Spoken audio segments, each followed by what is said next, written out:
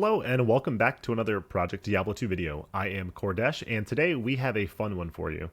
We are going to be talking about what is the optimal and best 8-man party composition you can have for a dungeon. Now, before we get into it, I also want to preface, I'm going to call this the 53 ohm build, and you'll see why later.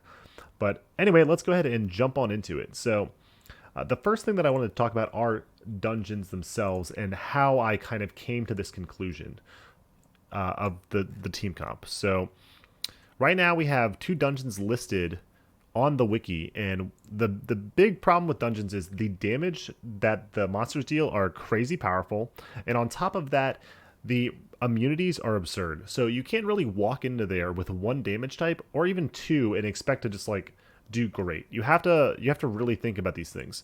So to start off, we have very high fizz, which is this 150 is technically breakable, but these are unbreakable. 1 magic immune, I think 4 fire, 4 lightning, 3 cold, and then 3 poison. So just all over the place, lots of different resistances. And then with the Plains of Torment, we have 2 physical, 1 magic, and other elemental resists. So I brought this up because I wanted to design a physical damage dealing team comp, and the reason for that is 1, physical damage is much easier to scale, and 2, if you look at the resistances, so there's 180, 180, 150. If you notice, there's no magic immunities on top of that, and that's important, and we'll get into why. So same for physical here, we have 180, 150 with no magic immune. So there's actually 2 classes that can do physical conversion to magic, and the Barbarian has Concentrate, which gets 2% of physical damage to magic damage per base level. So with 20 points into this, you're going to have 40% fizz damage to magic damage. That's really huge. So the second character that has something for this is the Amazon, and we're going to go ahead and show that, and that is going to be Magic Arrow. So this does 50% of physical damage to magic damage, and it also fires multiple arrows. So pretty cool. So that's how we are circumventing and getting and handling immunities. So that's step 1. Step 2, what is the actual team comp? And let me go ahead and pull that up. So the team comp that I've come up with consists of 4, or I guess 3 pure supports, 2 mix that they kind of deal some damage and they bring some utility, and then 3 carries. So let's go ahead and jump on into the first one, and let's start with the cursor. That's a good place to start. So the cursor, the way that I've designed this is we're going all in on curses. So and I have some gear. It's not fully optimized. None of them are, because you need like blue items. So for example, instead of this +2 Shaka, you can get a +3 to Curses helmet, and then corrupt it for +1. So we can get 2 more skills here. Same thing with the amulet, 2 more skills there. We can corrupt this for +1. There's a lot of optimizations, but the end result is it is very possible for you to have 60 to all skills, 60 to all curses as a curse necromancer. So let's jump into what curses we are going to be using. So first up is amplified damage. Now, amplified damage, everyone should know about this at this point. So it is incredibly good, incredibly useful. And we have the cap. The negative 60% is huge, and that's going to just take most of the immunities from, whatever resist down to nothing. And so if we look back at these resistances, amplified damage is going to handle pretty much all of this. And because of this, we're not going to really care that much about the battle cry ability from the Barbarian, because if 1 amp damage can just zero out all of these, then we don't really need to worry about the battle cry effect from the Barbarian. So amplified damage, very straightforward. Next up, Decrepify. Decrepify also has a negative 10 physical damage resistance shredding, and that's also very good. I'm not entirely sure if you can go negatives on the PDR, but if you can, then it'd be incredibly good to stack. I know that facets kind of apply once you hit to 0 at I think like half value to go negative, but I'm not entirely sure how physical damage reduction or physical damage resistance negative percentages stack once you hit to 0. So that definitely is something I need to test further. But, I've been working on a lot of other things. So anyways, back to the movement and attack and cast rate penalty. So this is going to slow the monsters down a tremendous amount. And I'm going to go ahead and just show you what that looks like. If I have it pulled up. So this is Decrepify, and we're just going to run around and go find a monster. And they are just crawling. And now, granted, this one is level, I believe, 50, and technically you can go all the way to 60. But, I mean, you can see their animation is just a joke. They swing so slowly. You're just never going to get hit. So that's really nice. So, yeah, pretty awesome stuff. The next two curses that I would like to talk about. So, we're going all in on physical damage. Now, life tap is absurd. Let me just go back to town real quick. So life tap, if you read this, it says percent lifesteal increases by 2% per base level. Lifesteal 58%. That is a absurd amount of lifesteal. And we have nothing but physical damage dealers in the group. So they're all going to benefit from this tremendously. Now, you might be asking, okay, we have 3 curses with Curse Mastery. Maximum Curses says 4. How did we hit that? Well, we have the Dark Force spawn, and this says you may apply an additional curse. And so with that, we are going to apply an additional curse. And you have a lot of different options here. I think that the best option is actually dim vision. So the reason for this is you get a lot of negative attack rating, just a ridiculous amount. On top of that, however, though, ranged monsters that can really mess up you or your group, if you hit them with dim vision, it bricks their AI. They become complete brain dead moron monsters just doing the stupidest things. And I think that is very powerful. The other options that you could do here, you could actually do weaken. However, we have a target's damage nerf already that I'm going to talk about on another support character. So I don't think weaken matters as much because, you know, I think that getting that negative to the attack rating from dim vision is going to be huge. So I think that that's actually better than weaken. So I'll talk about that. And that's the spoiler alert. That's going to be the Barbarian's taunt doing something very similar to weaken. There is a couple other things you do. So instead of dim vision, you could actually level up and spam terror over and over. And what this would do is it would just provide crowd control for your party. So you apply Decrepify, amp damage, life tap, and then you just start spamming terror, and that would be a way to keep your party safe. So I opted for dim vision, but there's options: terror, life tap, confuser attack, probably not worth it. Definitely don't want dark pact. You're not dealing damage. We don't care. We don't want to blow up any of our curses. And then Iron Maiden, who cares? So this is what I went with the cursor, and like I said, it is possible to get to 60. So right now you see I'm at 50. So you can get +4 skills on the helmet with a +3 curses, +1 corruption. So that's 2 there. We can get another 2 on the amulet by going +3 to curses, +1 corruption. So that's an additional 2. So that brings us to 54. +1 skills on the Black Hand Key, that's 55. +1 on the Dark Force one, that's 56. And then if we get a +1 skills on like any of the +2 armors, that's 57. And we're going to be in a group with a Barbarian giving Battle Command, getting us to 60 to all curses. Trangs with +2 to curses, also very good. We're going to have to use skill rings and skill belts, but that's fine. Obviously, curse skillers and Annie and Torch for +12 in the charms. And so that is the curse support Necromancer. Next up, we have the Warcry Barbarian, and I think that this character is going to be really awesome.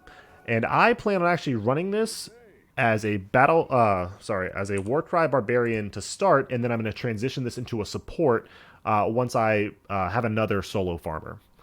But let's start off and talk about it. So the Warcry Barbarian, it's pretty easy to get to, not easy, but you could definitely get to 60 60 on specific Warcry skills.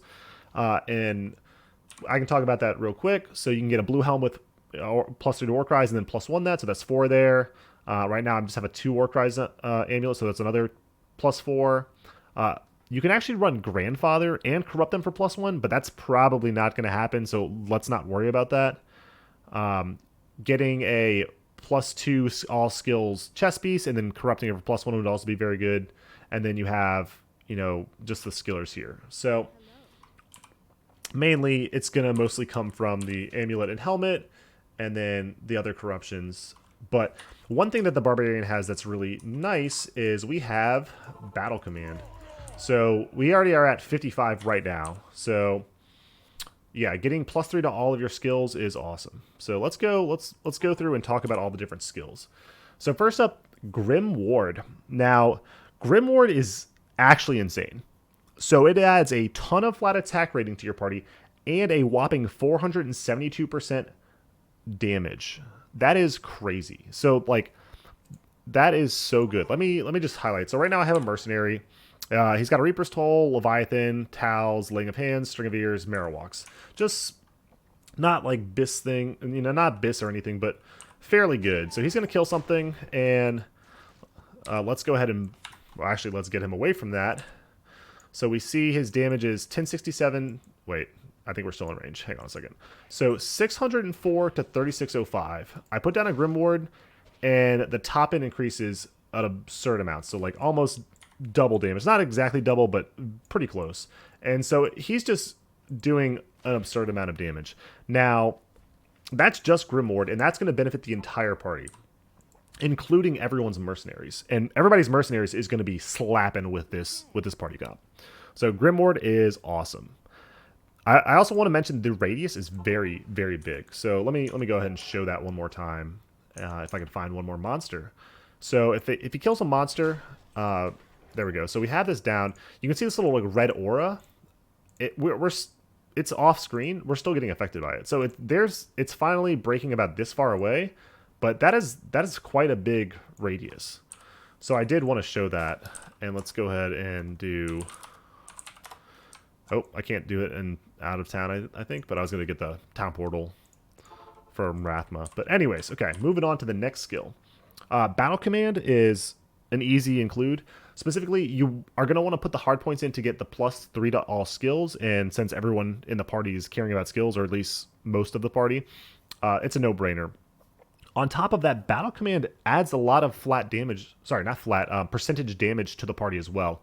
At level 55, it's getting 182% damage, and it lasts for a long duration. You can actually see buff durations are over here on this corner now, which is really cool. So yeah, just more damage to the party, awesome. And then we've got +3 to all skills. What more could you ask for? Battle orders, we're just keeping everybody safe, and life and mana is really nice. We're just getting that bigger buffer on health to make sure that people don't die, and with that bigger buffer of health, the lifesteal is better, because if they're getting low but they can do so much damage, they can lifesteal back instantly. Battle orders is huge. So the entire party is going to get a tremendous amount of life between battle orders and another skill that I'm going to show later. But battle orders is awesome. So after this, you do have some options, but I think that I've come up with what I think is the best option. So with the Barbarian, the way that you would play this is, as stuff is dying, you put down Grim Ward, but you're really not going to be able to do much else. So actually, let me talk about one more thing real quick. So there's also Shout, which you can kind of cast on the party, and it gives a lot of defense. And what you want to max next is between Shout and, I believe, to be Taunt. And I prefer Taunt. So anyway, so let's talk about Shout. Gives defense. That's great. Actually, let me go cast it on my mercenary and show you how much defense. So he's got a lot, 13,000, because he has Leviathan. And if we go ahead and Battle Command to buff up the skills, and then we go ahead and use that, we're up to 31,000. He does have Defiance, so he is a Defiance merc. But, I mean, that is a tremendous amount of, defense. I don't know if it actually tells you chance to hit or whatever, but regardless, that is a lot of defense. And that's actually going to work really well with the dim vision, because when you have the attack rating nerfed from the enemies attacking and you have so much defense, you're basically, you're making it harder to hit you and making them less likely to hit you. It's really nice. So we'll see how that plays out. Now, finally, let's talk about Taunt. And I think Taunt is incredibly powerful. So as the Warcry Barbarian plays, we're putting down Grim Wards, we're maintaining Battle Orders, Battle Command, and Shout. And now we get to spam Taunt over and over. And it's just brutalizing their damage and their attack rating. Now, a negative 113% to attack rating is a crazy nerf, combined with the fact that we're doing a flat amount to their attack rating from dim vision. And that's why I preferred Taunt over Weaken, because Taunt is actually almost, I think, more effective than Weaken as far as nerfing the damage. And yeah, I just think it's so synergistic with Dim Vision. So we're just going to be running around taunting things, and Taunt's pretty cool. I mean, the AoE is not very big, so you might be a little in danger, but you can see here we have a ton of flat life, and we'll actually have more in the party. But yeah, you can just spam Taunt and just kind of kite around, and it'll be all good. Other than that, you'll probably want to put a couple points into these four. I did not. I think I still have skill points to go collect from the axe stuff. And this character's level 92 for testing purposes. So, yeah, I definitely think you want to put points in that. But that is the Warcry Barbarian. And I think that that's going to be a very powerful and awesome support. Next up, we've got two Paladins. And let's talk about the first one. So the first one is purely offensive auras with dual wielding two of them. So let's go ahead and spawn, let's see here. I'm going to go ahead and spawn a couple charms just so I can sell them real quick. I think it's CM2. Yeah, I'll just sell a couple of these and grab a Merc just so I can show you all the damage increase. So this character is very straightforward. I don't know if that's enough money, but well, actually, I don't think that is. Anyways, we'll just jump into it. Okay, so what does this character do? We are taking Fanaticism and putting it on our right click, and we are taking Concentration and putting it on our left click. And that's basically all this character does. The character is fairly optimized, but there's still room for improvement. So we have Meng Songs for the +6 skills. A +2 Paladin skill level. Obviously, we want a +1 Corruption here. With the helmet, I believe a blue helm with offensive auras with a +1 corruption, so that'd be a +4 instead of this +2 would be better. Right now we're using Amara's, but again, +3 offensive auras, +1 corruption, much better. And skillers for, you know, the rings in the belt. And so anyways, let's go ahead and look at these auras. So Fanaticism increases the party damage by 439% and gives them 39% attack speed. It also buffs your personal damage and attack. Also, I think attack rating, but it also buffs yourself, but we don't care that much about that. Might also has a self buff that's kind of more important. And we'll talk more about that later, but incredible usage. There is a couple things to note. The attack speed, granted, does not scale super well with levels. So obviously this is level 47 on this character. With a couple more corruptions, we can get this to like level 55 or something. And with battle command, things of that nature. But that attack speed, I do not think goes past 39%. I think that's kind of the cap. Now, Concentration, this skill is crazy. So we've got 612% damage at level 47 on Concentration. That is so much damage increase.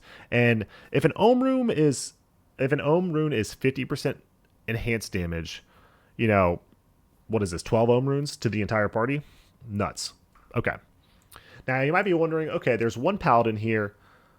Why do we have Might maxed? So Might actually, this character doesn't care about Might. It only cares about Concentration, Fanaticism. Now, pretend this character doesn't exist. We're going to go ahead and get a Token of Absolution. And we're going to use it. And we're going to go ahead and put a couple points to be able to wear our gear. And then I'm going to put 1 point into Might. So let's say it gets to level 30. Now, there is a second Paladin, and this Paladin is a damage dealer, specifically a zealer or smite or whatever, just some kind of damage dealer, probably a zealer, and they are going to have might. And what they are going to do is they are going to try and pump up their might a significant amount. And so you see they will benefit and get a lot of damage from might, you know, 765% at level 30, but the party's also gaining another 255%. So, I mean, we're talking another 5 Ohm Runes to the party. Like, you know, we can just classify everything as Ohm Runes. And basically, I think that's it for the auras. But, yeah, so that character is going to, you know, take Zeal and Holy Shield or whatever, you know, whatever, and off to the races. And their single target should be very, very good. Their lead should be insane. And they'll have tons and tons of life. And yeah, so that's pretty much it for the two Paladin builds. So again, one, pure offensive aura support. The second one tries to pump up might as much as possible, but is a zealer and kill stuff. Now, we're moving on to the final support, and this support actually isn't necessarily a full support. So this is a summon druid, and the important things to note about the summon druid is Spirit Keeper. Now, this allows you to summon an additional spirit. And the reason for that is it's important because we really care about Heart of the Wolverine, which will add a lot of damage to our party. It also looks like attack rating. No, wait, attack rating percentage. However, with the Grimoire giving so much flat attack rating, like we're going to be at the hit cap. That's not as relevant. I don't even think I included it in my spreadsheet. But yeah, tons of damage. I mean, we're talking about another 400% damage. That's another, 8 ohm runes to the party. We're just a crazy amount. On top of that, we have an Oak Sage, and this Oak Sage is going to be huge. So it's going to give a ton of flat life to the party. Now, other than that, what else do we do? So what I opted to do is I maxed out Spirit Wolves, Dire Wolves, and Grizzlies. And the reason for that is I wanted things that were able to tank, and I wanted things that could benefit from shouts and auras and things of that nature. So I don't know if Ravens can actually benefit from auras, and they don't tank. And so if the Druid wants to summon a couple Ravens, they're more than welcome to, but we care about these Wolves and Grizzlies and all that stuff. Another reason that summons are very powerful is because with all this increased damage percentages that we're adding, we need a lot of flat value. And you see the Spirit Wolf, it has a damage of 3k to 3.5k or whatever, 3,400 to 3,500. If we're multiplying that by 2,000%, we want 5 of these wolves with that flat value. The more flat values that we can multiply, the better. And so summoners are very powerful. And so this is kind of a hybrid. This will deal a lot of damage, a tremendous amount of damage. This will tank for the party, and it will also buff the party. So that's the last support. Now, we're going to go ahead and get into the carries. And so I already talked about, we have Concentrate, we have the Magic Amazon with Magic Arrow. Those are good ideas. Another option to talk about would be a Summon Necromancer. And I think the Summon Necromancer is a good choice. And so with that, you would max Raise Skeletal Warrior, Skeleton Mastery, Raise Skeletal Archer, and then from there you could either go into like Revives or like Clay Golem. And the reason for this is you're trying to get as many physical damage dealers as possible. The only issue with a pure Summon Necromancer is if you do come across a physical immune, you are useless, which is okay because you're going to be doing a tremendous amount of damage and creating a beefy front line regardless. So with all that being said, I would probably run one, we're going to run the Curse Necro, the offensive Aura Paladin with Fanaticism and Concentration, the Warcry Barbarian, the Zealer that it maxes Might, the Summon Druid, the Boson, the Concentrate Barbarian, and then the pure Summon Necromancer. And I think that that is the ultimate team comp. And now I'm going to go ahead and share... I'm going to share my other screen. Here we go. Let me make sure that looks good. I'm going to move my camera all the way up here. So yeah, so we have all this stuff. As far as mercenaries, you're definitely going to want to try and snag as many of them that deal physical damage as possible. But specifically getting a Vigor Mercenary from Act 1, a Insight Mercenary or whatever, the mana regeneration from the Cold Merc, and then a Defiance Mercenary is all going to be very important. I also think that it's very important for some mercenary to have Doom. And to be honest, I think that it should be either the Barbarian that's using Concentrate or the Zealer Paladin, because you're going to want to try and be up front. And so your Merc also comes up front with you, and that Holy Freeze aura is going to be awesome.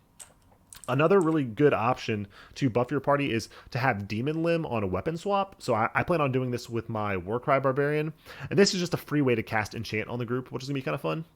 So anyway, let's go ahead and talk about the buffs. So as you can see, we have all these buffs, damage, attack speed, attack rating, life, mana, all skills, etc. I have the level assumed of the skill as well. And so we're just going to talk about the totals here. So damage increase for the entire party is 2,668%. That is crazy.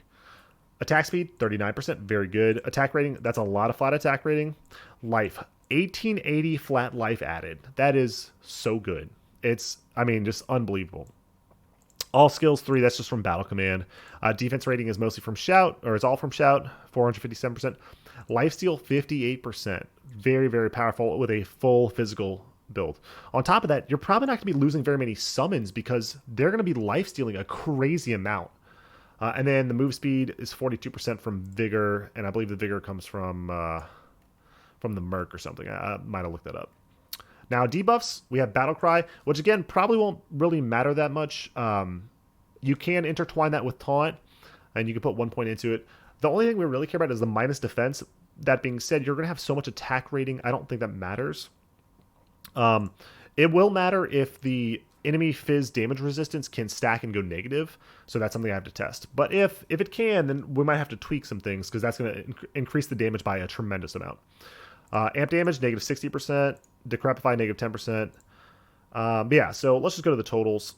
So minus defense, you know, that's pretty good for hitting.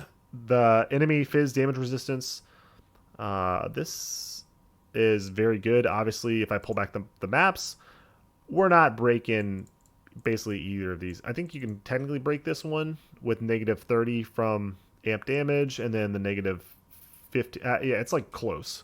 But realistically, it's going to have so much physical damage resistance that you'd rather just do magic damage to it anyway. So here's Taunt in action. Negative 123 minus damage, negative 123 minus attack. That's so good. Then we have cast and move speed from Decrepify, and that's going to be 85% slow on both of those.